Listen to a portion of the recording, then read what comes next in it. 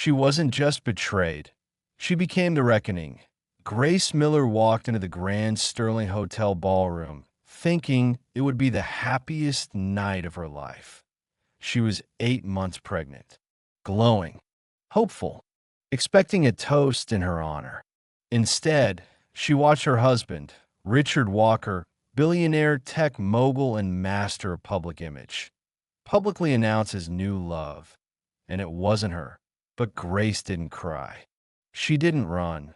She smiled, because she knew something no one else did. What followed wasn't just revenge.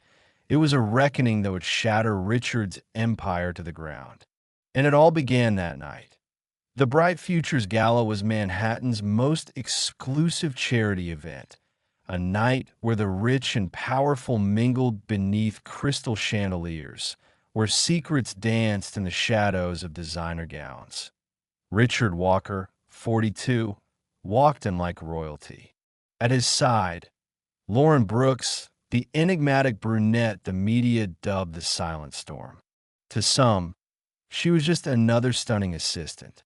To others, a European heiress with mysterious connections. In truth, she was a strategy, a calculated shift in power. There was only one problem. His wife still existed. And when the ballroom doors opened, Grace entered like poetry wrapped in steel, wearing navy silk that hugged her pregnant belly, hand resting protectively atop the life growing inside her. But she wasn't alone. At her side was Daniel Carter, the billionaire investor, the man who once mentored Richard, the man who had disappeared from the public eye after tragedy, and now returned like a ghost from Richard's past. Gasps swept the room. The violinist missed a note. Lauren's nails dug into Richard's arm. Richard forced a smile, eyes narrowing. Didn't expect to see you here, Grace. Or you, Daniel. Grace's voice was smooth as velvet. I wouldn't miss the unveiling of your latest project. Daniel added quietly, we're here to support Bright Futures. You remember that charity, don't you, Richard? It was the same cause Grace had founded, before Richard slowly pushed her out, silencing her ideas with business speak and stock options. But now, Grace wasn't here to ask for anything. She came to take back what was hers in her clutch, an envelope. Inside, evidence, bank statements, hidden accounts, a secret apartment, photographs of Richard and Lauren, proof of betrayal, ready to detonate across every financial news channel in the country. She hadn't come to start a war. She came to end one. Earlier that day in her Westchester living room, sun filtering through sheer curtains, Grace sat alone. The ache of betrayal kicked against her ribs, her daughter moving inside her, as if reminding her she wasn't alone, that a bracelet receipt, not meant for her, had shattered the illusion weeks ago. And now she had a choice: disappear or rise. Grace, her attorney Karen had said, if you don't take control tonight, he'll write your story for you. Then came Daniel, steady, principled, present, offering her more than just protection, offering her belief. Yes, oh, she stood in that ballroom with quiet dignity. And when Richard said too loudly, let's not make a scene, it's for the children, after all, Grace replied, exactly. That's why I'm here, for the child you forgot you had.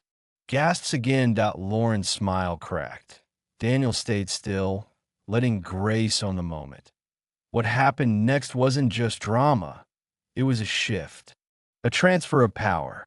And Richard Walker felt it like a knife behind his ribs.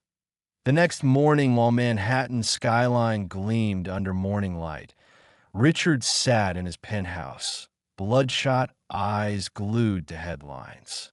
Grace Miller returns, with Daniel Carter at her side.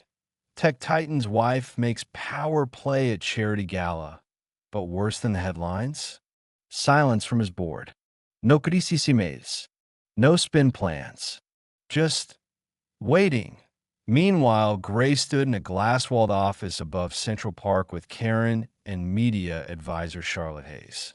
Her face was calm, her voice clear, full custody, financial disclosures.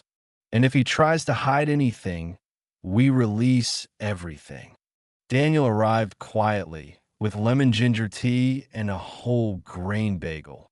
"You forgot breakfast," he said. "The baby needs fuel."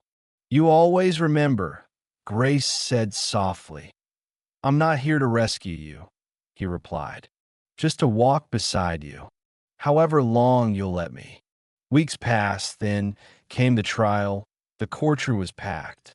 Reporters leaned forward, every seat filled with people waiting to see who would fall. Grace, 8 months along, dressed in deep navy again, stood poised like a woman reborn. Richard, unraveled. Sponsorships gone. Investors wary. His legacy unraveling in real time when the judge ruled. Full custody granted to Grace Miller. Financial misconduct to be investigated. The Walker Foundation to undergo audit with Daniel Carter as cooperating party. It was done, not with a scream, but with silence. Grace didn't gloat. She didn't look back. She placed her hand on her belly and walked out the courtroom doors, surrounded by chaos but untouched by it. That night back in her Brooklyn townhouse, the nursery glowed soft and warm. Cream walls, floral prints, promise in every corner. Later, Daniel brought dinner and marigolds. "Not roses," he said. "Marigolds are strong. Like you." "I didn't think I'd survive this," Grace whispered, tears in her eyes. "You didn't need to become someone else," he said. "You just had to remember who you were." 3 weeks later, Isabel Grace Miller was born just after midnight. 10 fingers. A soft cry, and eyes that held the future. When Richard called from afar, voice strained, "I want to see her." Grace replied gently, "When she's old enough to choose. Until then, I'll make sure she knows who you were and who I had to become." Months later, at the launch of her new nonprofit, the Evelyn Project, Grace stood before a crowd of women who hadn't left yet, who still whispered pain into pillows, who still believed loyalty meant endurance. "I once stood beside a man who tried to define me," she said. "And when I finally stepped out of his shadow, I didn't feel alone. I felt free." The applause thundered, but she wasn't there for applause. She was there to reach every woman still standing in silence. You don't have to stay small to be loyal. You deserve peace, and joy, and power. That night in the soft glow of a nursery, Grace whispered to her sleeping daughter, "You're safe now." And when Daniel wrapped his arms around her and said, "You built this," she replied, "No, I remembered I could." Now tell us, what part of Grace's journey struck you the hardest? Was it the betrayal? The quiet strength? The moment she chose herself? If this story moved you, type 100 in the comments to show you stayed till the end. And tell us, where are you watching from?